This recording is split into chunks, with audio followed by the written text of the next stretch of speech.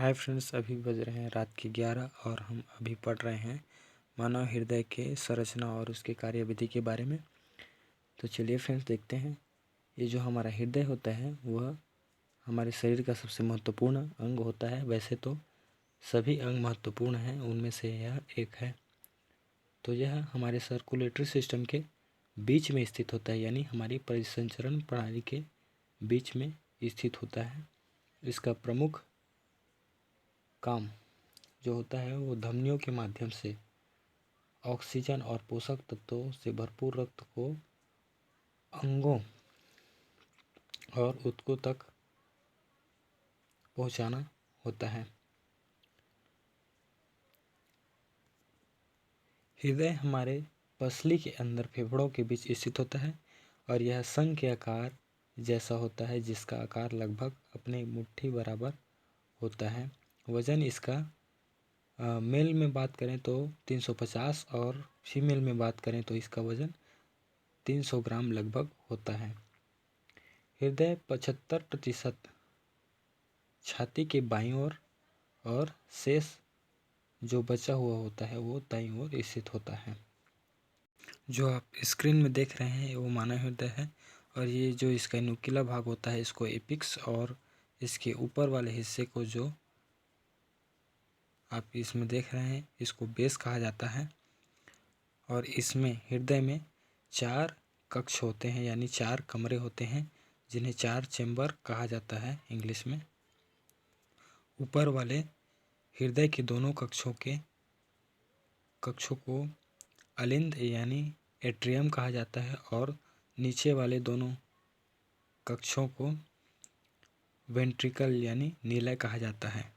तो इनका नाम हो जाएगा राइट एट्रियम यानी दायां अलिंद और राइट वेंट्रिकल यानी दायां निलय। ठीक उसी प्रकार लेफ्ट एट्रियम और लेफ्ट वेंट्रिकल यानी दायां अलिंद और दायां निलय। तो इसमें 4 चेंबर होते हैं और इसके साथ साथ 4 वाल्व भी होते हैं। चलिए देखते हैं। इस वाले वाल्व को कहा जाता है ट्राइकस्पिड वाल्व और इस वाले वाल्व को कहा जाता है पल्मोनरी वाल्व और इस वाले वाल्व को एरोटा वाल्व कहा जाता है और इस वाले वाल्व को जहाँ से मैं पॉइंट कर रहा हूँ इस वाले वाल्व को मिट्रल वाल्व कहा जाता है। और जो हृदय बना होता है वो 3 लेयरों से बना होता है और जो लेफ्ट वेंट्रिकल होता है उसकी मांसपेशी मजबूत होती है क्योंकि यह 3 लेयरों से बनी होती है। सबसे बाहरी परत को यानी लेयर को हम पेरिकार्डियम बोलते हैं और अंदर वाले मांसपेशी को हम इंडोकार्डियम बोलते हैं और बीच के जो मांसपेशी होती है उसको मायोकार्डियम कहते हैं। तो चलिए फ्रेंड्स देखते हैं इसका वर्किंग प्रोसेस कैसे होता है और ये काम कैसे करता है। तो ये हो गया हमारा वेना कावा, ये सुपीरियर वेना कावा है और ये इंफीरियर वेना कावा है।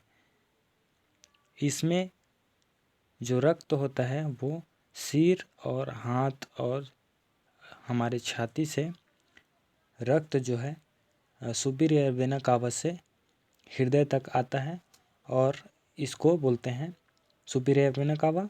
और इंफीरियर वेना कावा से हमारे पैर और हमारे पेट से जो अशुद्ध रक्त होता है यानी जिसमें कम ऑक्सीजन होता है यानी CO2 कार्बन डाइऑक्साइड घुली हुई रक्त जो आता है यानी अशुद्ध रक्त आता है उसको हम इंफीरियर वेना कावा कहते हैं। तो सबसे पहला यह रक्त किस में जाएगा? राइट एट्रियम में। राइट एट्रियम में प्रवेश करने के बाद ये जो ट्राइकस्पिड वाल्व है यह खुलेगा।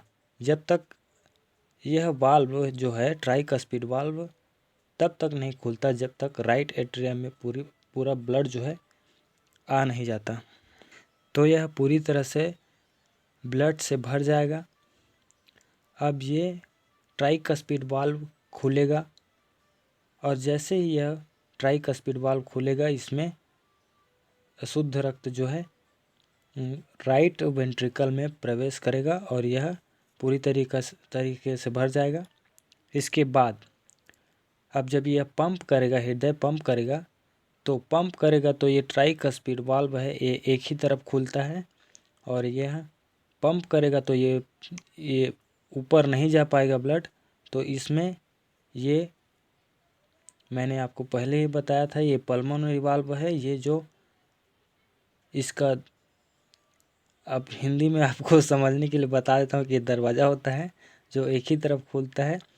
तो यह फेफड़ों की तरफ आगे बढ़ेगा रक्त जो है, तो यह पंप करेगा। कौन पंप करेगा? राइट वेंट्रिकल पंप करेगा। तो यह ब्लड फेफड़ों तक जाएगा। तो फेफड़ों तक ले जाने वाली इस रक्त वाहिनी को हम पल्मोनरी आर्टरी कहते हैं और यह रक्त वाहिनी फेफड़ों तक अशुद्ध रक्त को पहुंचाने का काम करता है। अब चूँकि फेफड़ों में जो है ताज़ी ऑक्सीजन आता है तो ये कार्बन डाइऑक्साइड को फेफड़ों को दे देगा और ऑक्सीजन को लेकर फिर से वापस हृदय की तरफ आएगा। तो ये जो रक्त वाहिनी होती है जिसमें शुद्ध रक्त फेफड़ों से हृदय तक आता है, तो जो रक्त वाहिनी फेफड़ों से हृदय तक शुद्ध रक्त को ले जाने का काम करता है, उस रक्त वाहिनी को हम पल्मोनरी वेन कहते हैं। आपको याद रखने के लिए बता दूं कि पल्मोनरी का मतलब फेफड़ा ही होता है। तो अब यह ऑक्सीजनेटेड ब्लड अब फेफड़ों से आकर सबसे पहले लेफ्ट एट्रियम में प्रवेश करेगा और लेफ्ट एट्रियम में प्रवेश करने के बाद यह मिट्रल वाल्व के जरिए कहाँ जाएगा? लेफ्ट वेंट्रिकल में आएगा। जैसे ही यह लेफ्ट वेंट्रिकल में आएगा तो हृदय जो है इसको पंप करेगा, यानी लेफ्ट वेंट्रिकल जो है तेज़ी से पंप करेगा। तो ये जो मिट्रल वाल्व है वो बंद हो जाएगा और ये एरोटा वाल्व है वह खुल जाएगा। तो एरोटा वाल्व के जरिए एरोटा में यह ऑक्सीजनेटेड ब्लड जो है जाएगा और ये जो एरोटा जो है हमारे शरीर के एक एक अंग तक ये ब्लड को पहुंचा देगा। ये जो एरोटा होता है ये हमारे रक्त वाहिनियों का समझने के लिए आपको बता दूं कि एक नेशनल हाईवे होता है जो इससे सभी छोटी बड़ी नसें जो हैं इससे जुड़ी हुई होती है। तो ये हो गया इसका वर्किंग प्रोसेस। चलिए एक बार फिर से बता देता हूँ आपको। सबसे पहले ब्लड जो है डीऑक्सीजनेटेड ब्लड किस में आता है? वेना कावा और सुपीरियर वेना कावा और इंफीरियर वेना कावा के माध्यम से किस में आता है? राइट एट्रियम में आता है। राइट एट्रियम में आने के बाद और राइट वेंट्रिकल में आता है और राइट एट्रियम इसको पंप करके किस में भेज देता है? फेफड़ा में भेज देता है। फेफड़ा फिर उसमें ऑक्सीजन मिला के किसको दे देता है? फिर लेफ्ट एट्रियम को दे देता है। लेफ्ट एट्रियम से फिर शुद्ध रक्त जो है किस में आता है? लेफ्ट वेंट्रिकल में आता है और लेफ्ट वेंट्रिकल इसको पंप करके इसको दे देता है? एरोटा को दे देता है और एरोटा फिर सभी अंगों तक ब्लड को पहुंचा देता है। तो अब आपके मन में सवाल पैदा हो रहा होगा कि इसको धड़काने का काम कौन करता है? तो आपको बता दूं, इसको धड़काने का काम करता है इसमें राइट एट्रियम में एक SA नोड पाया जाता है। किसमें?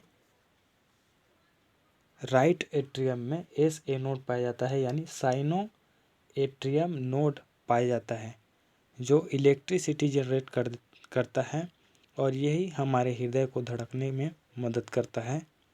जब यह इसकी कार्यविधि धीमी पड़ जाती है तो इसको बाईपास सर्जरी के माध्यम से डॉक्टर इसमें पेस मेकर होता है उसको, जो आर्टिफिशियल मशीन होती है, जो उसको लगा दिया जाता है। तो एक बार में हमारा हृदय 70 ml ब्लड को पंप करता है। और ब्लड को पंप करने का काम कौन करता है? तो निलय करता है। इसको याद रखना, ब्लड को पंप करने का काम कौन करता है? तो निलय करता है। यानी हृदय के निचले वाले दोनों कक्ष पंप करने का काम करते हैं। और लेफ्ट एट्रियम होता है, इसका जो मांसपेशी होता है वो ज़्यादा मजबूत होता है राइट वेंट्रिकल के तुलना में, चूँकि इसको ज़्यादा शक्ति की आवश्यकता होती है। और यह जो होता है पूरे शरीर में ब्लड को पंप करता है। और चूँकि यह पूरे शरीर में ब्लड को पंप करता है, इसलिए इसमें ज़्यादा शक्ति की आवश्यकता होती है। और यह सिर्फ फेफड़ों में पंप करता है, इसलिए इसको कम शक्ति की आवश्यकता होती है। किसके तुलना में? लेफ्ट वेंट्रिकल की तुलना में। इसलिए इसकी मांसपेशी जो है मजबूत होती है। और चूँकि यह लगातार धड़कते रहता है, तो यही कार्यविधि चलते रहता है, तो इसमें ब्लड आने और जाने का काम चलता रहता है। तो इसमें एक आवाज़ आती है, उसको हम लब डब कहते हैं। और यह वयस्क मनुष्य में 72 बार धड़कता है। तो देखिए वेना कावा का कार्य क्या होता है कि अशुद्ध रक्त, जो कार्बन डाइऑक्साइड मिली हुई रक्त को हृदय तक लाने का काम कौन करता है? तो वेना कावा करता है। और जो पल्मोनरी आर्टरी होता है, यानी फुसफुस धमनी होता है, वो अशुद्ध रक्त को फेफड़ों तक ले जाने का काम करता है। कहाँ से फेफड़ों तक ले जाने का काम करता है? हृदय से फेफड़ों तक ले जाने का काम करता है। उसको हम फुसफुस धमनी या पल्मोनरी आर्टरी कहते हैं। और जो रक्त वाहिनी फेफड़ों से हृदय तक शुद्ध रक्त को लाने का काम करता है, उस रक्त वाहिनी को हम फुसफुस शिरा यानी पल्मोनरी वेन कहते हैं। और हृदय में 4 चेम्बर और 4 वाल्व होता है, आपको पहले ही बता दिया हूँ मैं। तो आशा करता हूँ फ्रेंड्स आपको समझ आ गया होगा। अगर कुछ इन्फॉर्मेशन अगर छूट गया होगा तो आप कमेंट में बता सकते हैं। धन्यवाद।